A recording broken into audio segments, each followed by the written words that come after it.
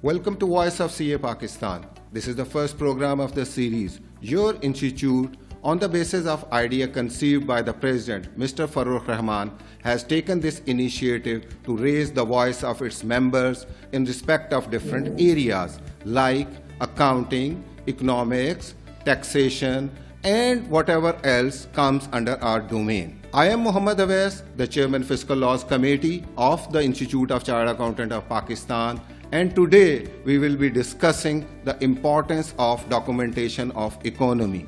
We all are aware that our Pakistan is suffering a lot due to our undocumented economy, and considering its importance, we have requested our former President, Mr. Naeem Akhtar Sheikh, to spare time, come here and discuss this important topic. So thank you very much, Naeem Saab, for sparing your time. So starting, obviously, I will request you to please give some background in respect of the importance of documentation of economy. Thank you, Wes, for your kind invitation to this program. I think this is an excellent initiative by the Institute, and my compliments to President and to you for taking this forward. And I hope all the success, I wish you all the success in this endeavors. So you have raised a very important question, that is the documentation of the economy. So though I'm not an expert economist, I would try to explain it from an accounting perspective or an accountant perspective. So because most of our target audience will be accountants. So we can just imagine if we are doing a business, we're doing transactions, economic transactions, but we are not documenting it. So we will be in a big mess and big trouble, because we will not know what we are doing, how we are performing, what is the productivity, how much money we have made.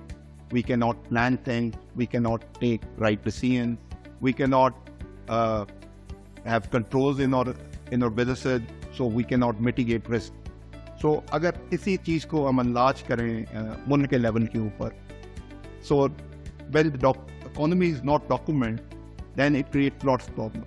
Number one is you don't have a reliable data to take decisions, which is a big that is a very important topic, obviously. Yeah.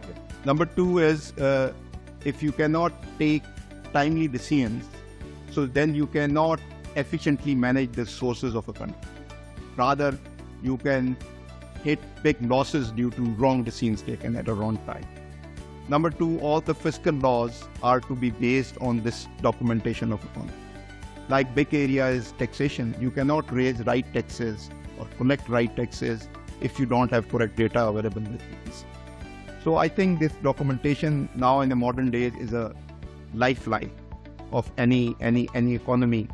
Let me, before we switch to another topic, I was once reading about the taxation in Sweden. And you know, Sweden's are one of the lowest tax gaps in the world, 6%, which is lowest in the world. So what point I want to highlight is that I read in 1567, the churches in Sweden were under the control of the Roman Church.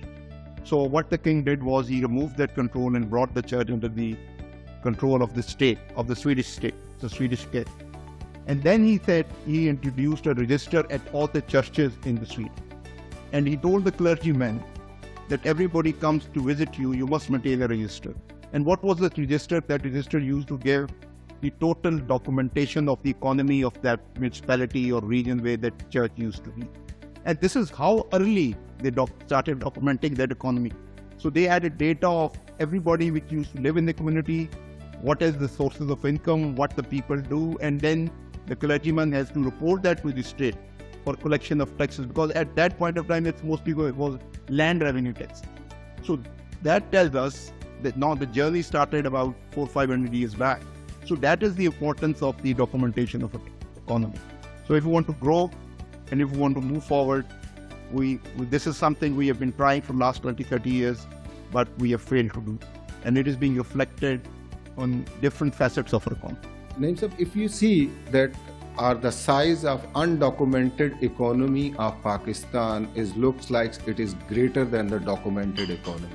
And due to this, obviously, the public is facing the income inequalities and the problem. And the other side, that is very important, that the government is losing its revenue, a lot of revenue due to that.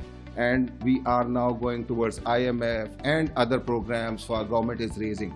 But considering this, obviously, how you can recommend to the government that basically the documentation will strengthen their revenue collections and all these things. So I would request you to please explain or suggest some things that the government will become able to strengthen its documentation part and also strengthen the total economy of Pakistan.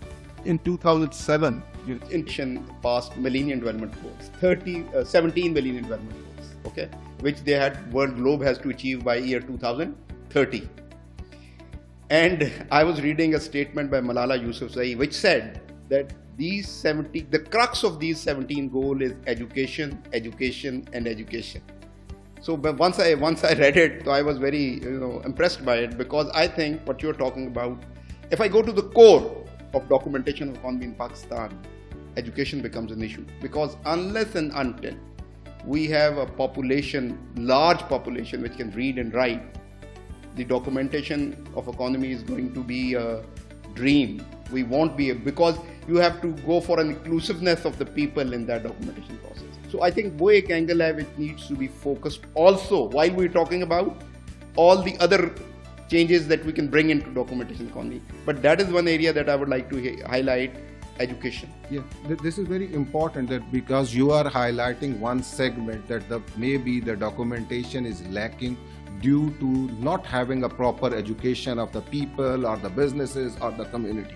But on the other side, obviously we also see that the people have documentation for their own record but are not presenting to the government for tax avoidance or for other reasons. Obviously that is important, our related effects are given on our revenue collection side. So that area obviously required to be considered for that.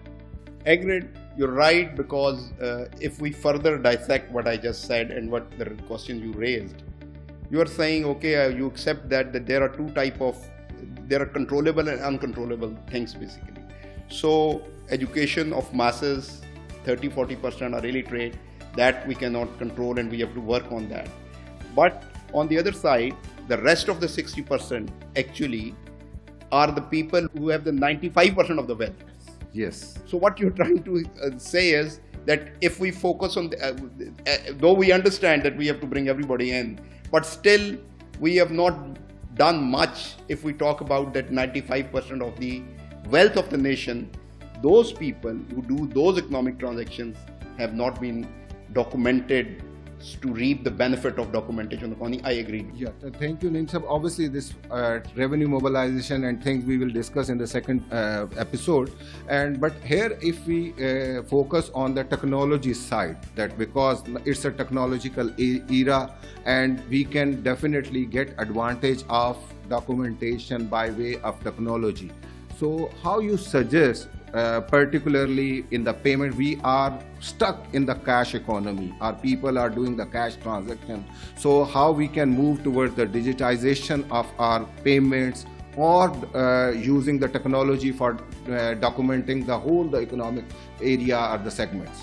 We have to see the personal experiences that you pass through basically. In like you said, we're going to talk about revenue later, but we have an incentive-based system now in income tax, which encourages documentation. Though it has not done the trick, but still some of the numbers have improved, at least to the extent of people trying to file their returns has improved basically. I think the same technique has to be adopted for documentation. Unfortunately, right now the ecosystem is not well, I would say, tuned to acknowledge or appreciate or incentivize the documented segments. And unless and until you make your laws like that, you're not going to, there has to be a leap of faith by the people itself. The faith cannot be forced through enforcement. It has to come through participation by the general public. To get that participation, you need to have the laws which encourage documentation and which penalizes the non-document sector.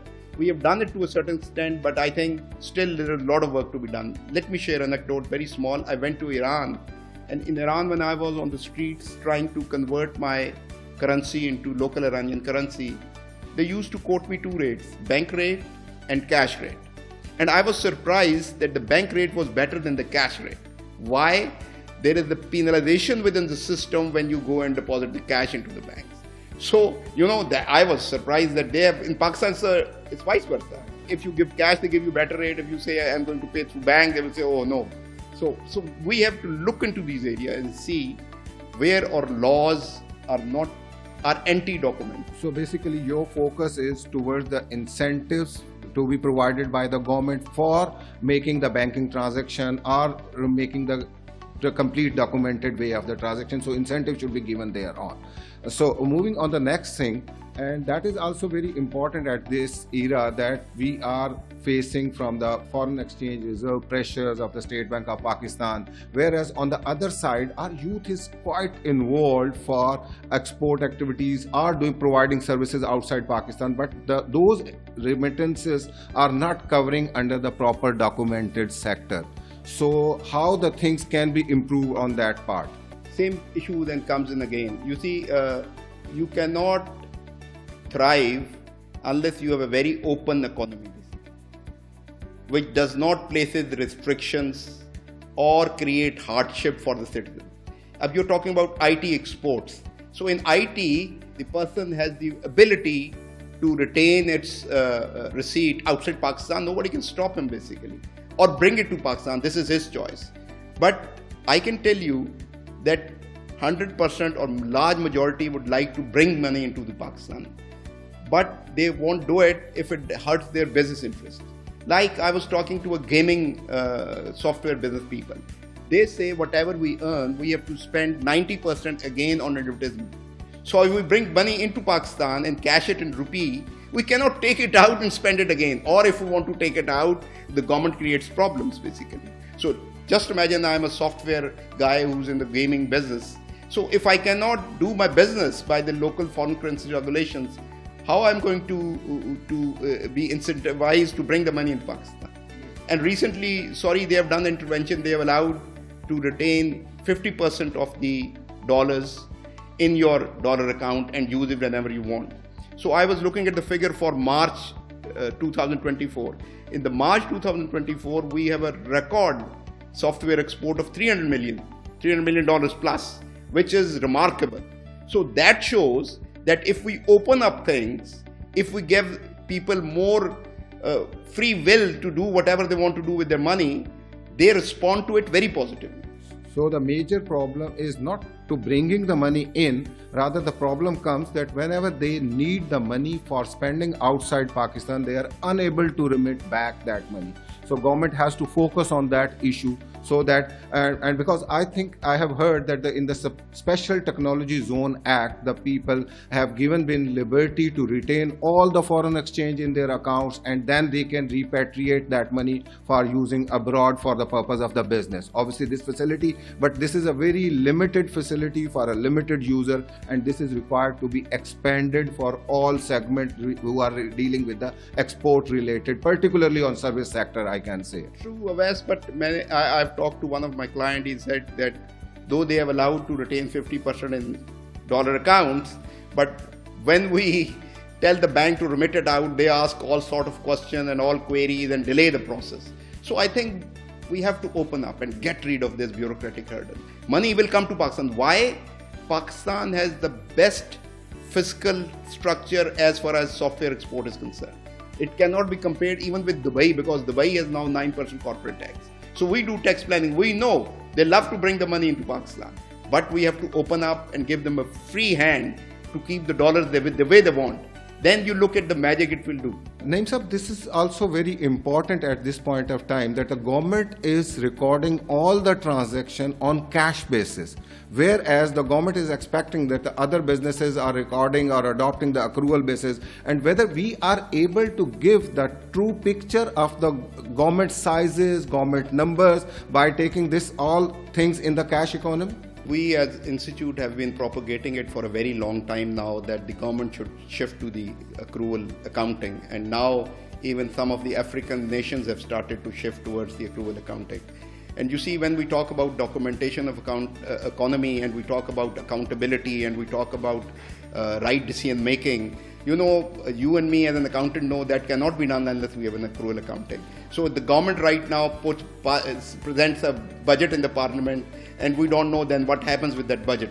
So we don't know what are the liabilities of government of Pakistan. So even for the policymaker perspective, right decision making cannot be done, or current account problem to a smaller extent can also be related to this thing that we are not efficiently managing.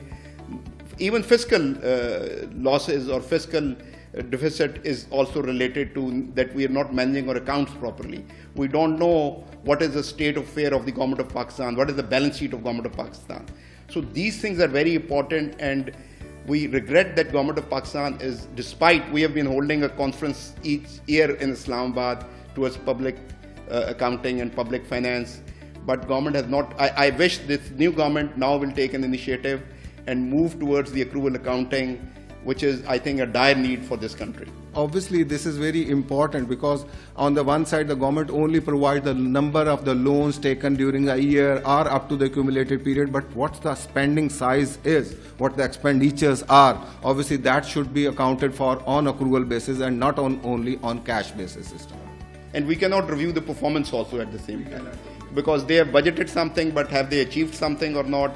So that cannot be seen unless we have a proper accrual accounting in place, basically. So thank you very much, Naeem Saab. Obviously, this is a so big topic we can discuss for long hours, but considering the time constraint, we all are aware the importance of the documentation of economy.